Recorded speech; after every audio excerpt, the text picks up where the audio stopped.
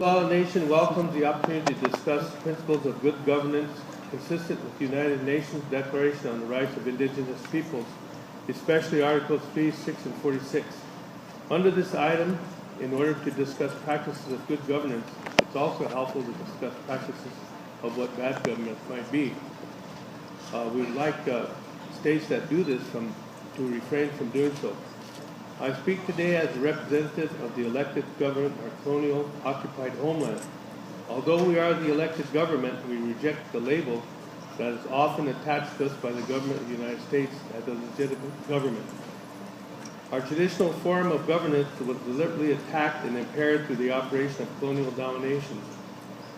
Today, despite the fact that we are the entity that attempts to provide the necessities of life for our people, we recognize, respect, and extend our hand to all Lakota, traditional councils, grassroots organizations, and all Lakotas who strive to be free, self-sustaining, and independent people.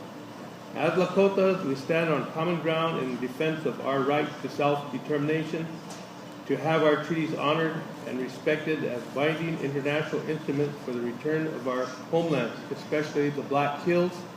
The Black Hills is called in Lakota Kisapa.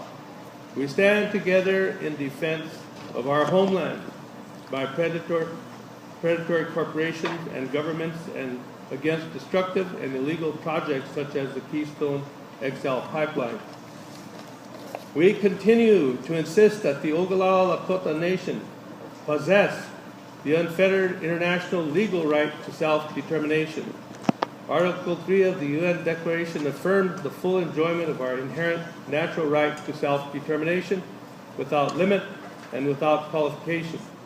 We reject any limited interpretation of Article 3 of the Declaration. We recall that Indigenous peoples, in the drafting process of the UNPFII, demanded that the international right of self-determination be applied to Indigenous peoples in the same manner that it has been applied to all other peoples under colonial, foreign subjugation, domination, or occupation. The denial of the rights embodied in Article 3 by the United States government through its law and policies presents a clinical case of governance that is fundamentally inconsistent with the UNPFII.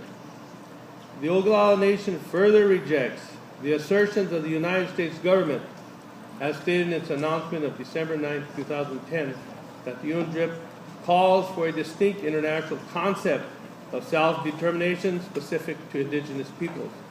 The Oglala Nation rejects the fabricated claim of the United States that the Declaration is intended to promote the development of a concept of self-determination for Indigenous people that is different from the existing right of self-determination in international law. There is nothing in the historical record or in the debates of the UN Working Group on indigenous population that lends any legitimacy or credence to the U.S. distorted interpretation of the Declaration or its application. For the United States or any state to attempt to revise history in an attempt to provide a unilateral, self-serving interpretation of the Declaration is a prima facie case of bad government. In this same light, state interpretation of Article 46, which attempts to restrict or to limit the right of Indigenous peoples to exercise self-determination under Article 3, is contrary to existing international law. For the United States or any state to deny the right of self-determination to Indigenous peoples on the grounds of protecting the territorial integrity of an invader state is contrary to settled international legal principles. No state has the right to protect the integrity of territory that it has seized illegally from another people and then deny the right of self-determination to the people whose homeland is under illegal occupation. The territory of the Oglala Lakota Nation was acknowledged and guaranteed by the treaties of 1851 and 1868 between the United States of America and the Great Sioux Nation of Indians. The deliberate state practice of the U.S. utilizing the doctrine of Christian discovery and fabricating an entire body of domestic law based on racial, religious, and cultural supremacy must be explicitly repudiated by this permanent forum, by ECOSOC, and the United Nations as a whole. On April 22, 2014, in Kyiv, Ukraine, the U.S. Vice President Joseph Biden proclaimed that no nation has the right to simply grab land from another nation. No nation has that right. We agree. We wholly agree. The United States, in constant violation of principles of good government, grabbed and continues to occupy lands, territories, and resources of the Lakota Nation. The United States continues to occupy our territories, including our most sacred spiritual ceremonial areas in Hisapa, Black Hills, what it's called.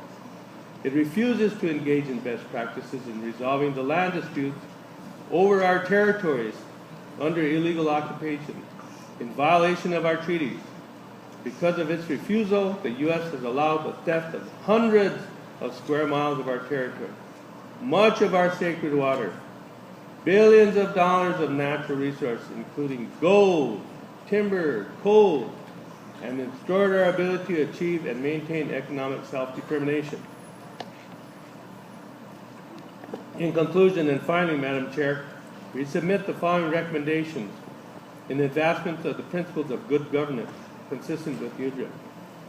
1, that this body call for the appointment of a special rapporteur to investigate, document, and recommend methods for UN bodies, states, and international civil society to reject, repudiate, disestablish, reverse, and eliminate the doctrine of Christian discovery and domination wherever it is embodied in state law and policy, and wherever it continues to appear in state theory or practice.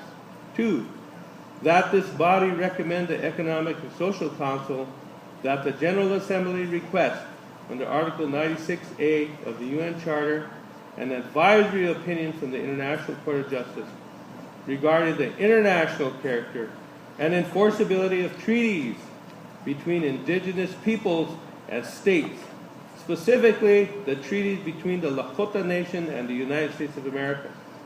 3, that this body reiterate the right of self-determination for indigenous peoples is not different from nor lesser to the right of all other peoples to self-determination, including other peoples under colonial or foreign subjugation, domination, or occupation.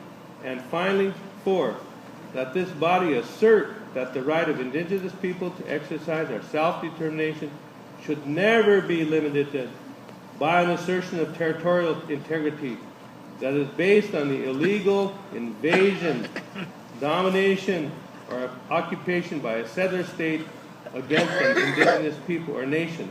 Thank you, Madam Chair.